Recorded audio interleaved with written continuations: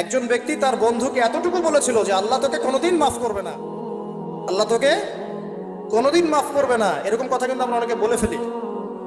আল্লাহ পাক মৌতের পরে এই দুই ব্যক্তিকেই ডাকবেন, কিয়ামতের মাঠে ডাকবেন। এটা বারজাকে হয়েছে। বলবেন, আমার রহমত নিয়ে কথা বলার ইখতিয়ার তোমাকে কে দিয়েছে? আমি কাকে মাফ করব কাকে করব না, এই কথা বলার ইখতিয়ার তোমাকে কে দিয়েছে? আজকে আমি তাকে মাফ করে দিলাম, তোমাকে জাহান্নামে দিয়ে দিলাম, যাও।